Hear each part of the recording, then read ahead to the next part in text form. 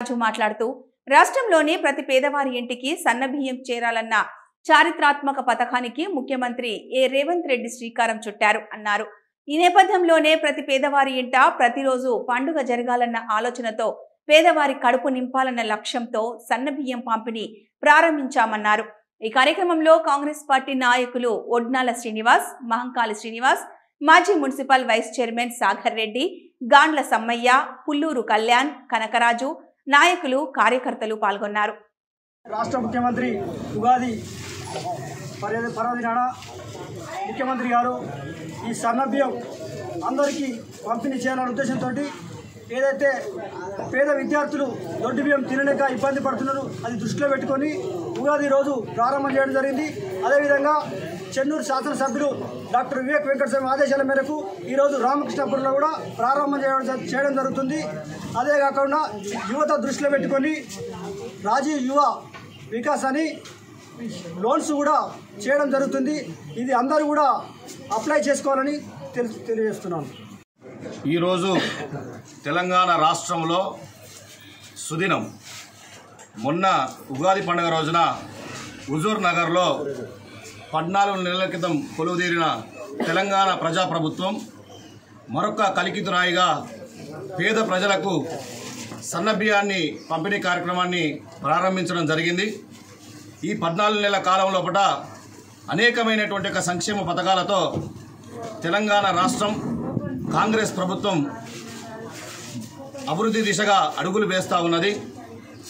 ఏవైతే ఎన్నికల్లో ఇచ్చినటువంటి హామీలు ఉన్నాయో ఆ హామీలను ఒక్కొక్కటిగా నెరవేరుస్తూ మహిళలకు ఉచిత బస్సు, పేదలకు 200 యూనిట్లకు ఉచిత కరెంటు, 500కే గ్యాస్ సిలిండరు, రైతులను చూసుకున్నట్లయితే మద్దతు ధర, పంటకు 500 రూపాయల బోనస్.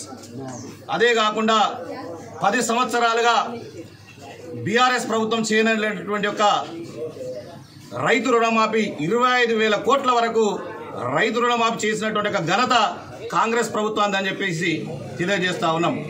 అంతేకాకుండా ఈరోజు తెలంగాణ రాష్ట్రం లోపల 10 సంవత్సరాల నుంచి రానటువంటి రేషన్ కార్డుల ప్రక్రియ కావచ్చు, పింఛన్ యొక్క కొత్త పింఛన్లు కావచ్చు, డబుల్ బెడ్రూమ్ల ఇండ్లు కావచ్చు, ఈ యొక్క ప్రక్రియ ఏదైతే ఉందో కాంగ్రెస్ ప్రభుత్వం మొదలుపెట్టింది. మరికొన్ని రోజుల లోపల ఇక్కడ ఉన్నటువంటి పేద ప్రజలకు డబుల్ బెడ్రూమ్ ఇల్లు పంపిణీ చేసేటువంటి కార్యక్రమాన్ని స్థానిక ఎమ్మెల్యే వివేక్ వెంకటస్వామి గారు చేపట్టబోతా ఉన్నారు.